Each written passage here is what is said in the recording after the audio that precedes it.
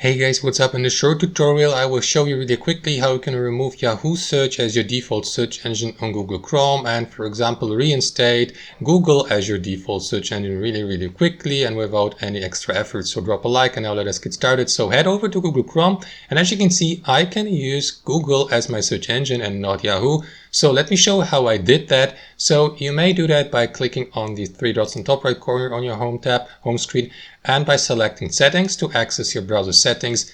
And inside your browser settings, take a look at that panel here on the left hand side and head over to search engine.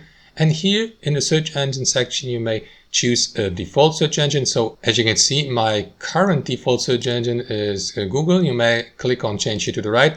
And if Yahoo is your default search engine or current search engine, simply switch from Yahoo search to Google or any other search engine you would like from that list. Alternatively, guys, to go the extra mile, simply click on manage search engines and site search below, and make sure that you head over here to Yahoo search, and next to Yahoo simply click on these three dots and delete it if you'd like to get rid of the Yahoo search engine for good and once and for all. And that's basically it, guys. I hope you enjoyed this video. Thanks for watching and have a wonderful day.